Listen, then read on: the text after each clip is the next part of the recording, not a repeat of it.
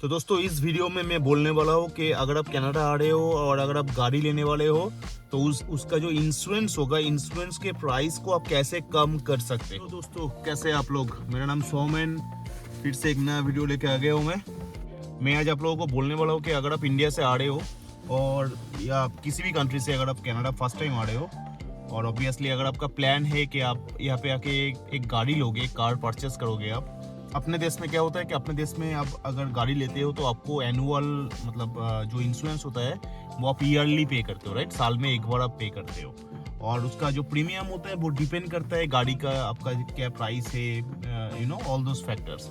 So basically India में जो main driving factor है कि गाड़ी का इंश्योरेंस का जो प्राइस है उसको वो जो डिपेंड करता है that is based on your car price mainly, right. But that is not typically based on your driving experience कि आपका ड्राइविंग एक्सपीरियंस कितना है। लेकिन कनाडा में या नॉर्थ अमेरिका में क्या है कि यहाँ पे पहला जो दो डिफरेंस है इंडिया के साथ, अगर आप यहाँ पे गाड़ी लेते हो आपका जो इंश्योरेंस होगा वो आपको मंथली पे करना पड़ेगा, ठीक है। यहाँ पे ईयरली नहीं होता है, मंथली होता है। और नंबर टू, यहाँ पे गाड़ी का जो इंश्योरेंस होता है वो उसका जो प्रीमियम होगा वो डिपेंड करेगा आपका गाड़ी, ऑब्वियसली गाड़ी के ऊपर डिपेंड करेगा।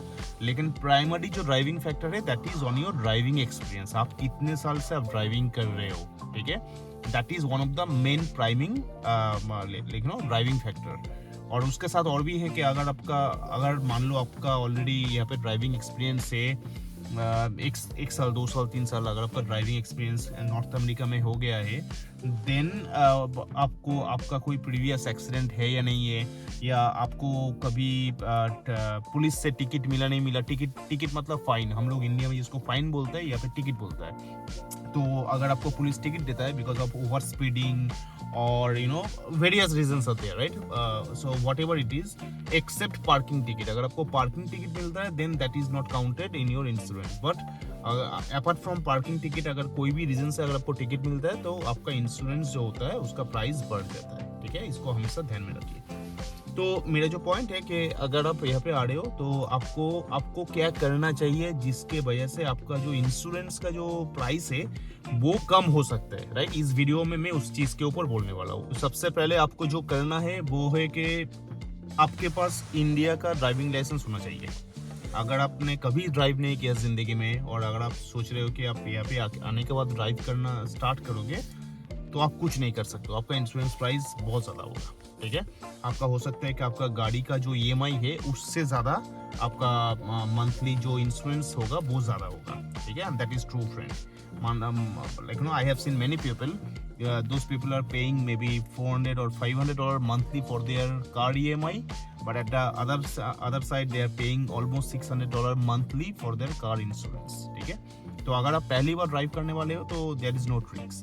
लेकिन अगर आप इंडिया में ऑलरेडी ड्राइव कर चुके हो या किसी भी और कंट्री में अगर आप ड्राइव कर चुके हो और आपके पास अगर वो प्रूफ है, देन कनाडा में ऐसी बहुत सारी इंश्योरेंस कंपनी है जो आपका जो प्रीवियस एक्सपीरियंस है उसको कंसिडर कर सकता है। देखिए यहाँ पे जो बड़ा जो इंश्योरेंस कंपनीज है, जो मेन प्लेयर्स है, मैं किसी कंपनी का नाम नहीं लूंगा, लेकिन जो मेन प्लेयर्स है यहाँ पे वो आपके इंडियन इंश्योरेंस को या इंडिया का जो ड्राइविंग जो एक्सपीरियंस है उसको कंसिडर नहीं करेगा।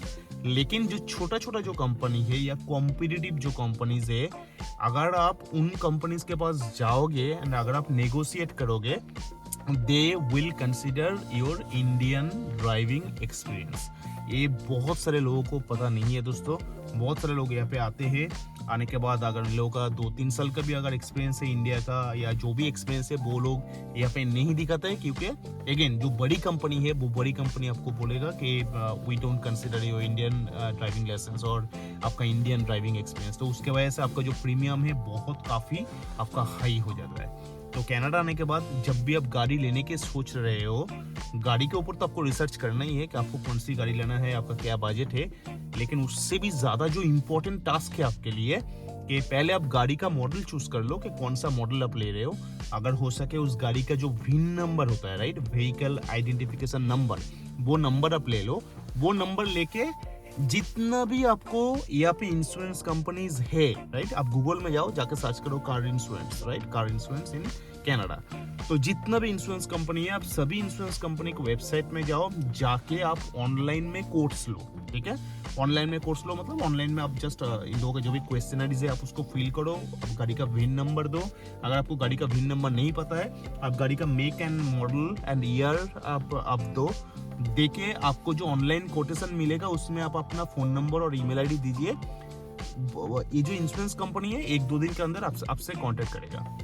तो ये लोग जब आपसे कांटेक्ट करेगा तब आप बोलना कि आपका जो प्रीमियम है that is quite high, I am getting some competitive rates from other company and they are willing to consider my Indian driving licence and for that I have my Indian driving extract. आपको बस ये बात बोलना है जो भी company आपको call कर रहा है। उसके बाद आप देखो दोस्तों, आपको बहुत ही अच्छा कॉम्पिटिटिव प्राइस बहुत इजीली आपको मिलेगा।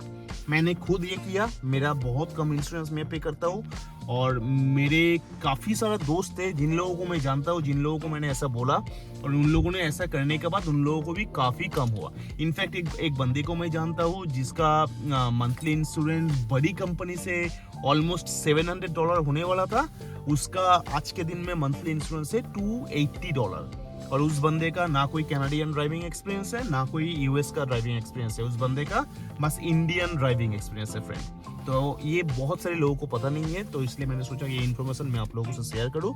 तो इसके लिए आप जब इंडिया से आ रहे हो, आपका जो मोटर व्हीकल्स है, आप मोटर व्हीकल्स जाके आपका जो ड्राइविंग एक्सट्रैक्ट है आप उसको जरूर लेके आओ, ठीक है। वो ड्राइविंग एक्सट्रैक्ट लेके आपको यहाँ पे लाइसेंस मिलने में आसानी होगा और आपका जो इंश्योरेंस प्राइस है उसको भी कम करने में आपको बहुत आसानी होगा।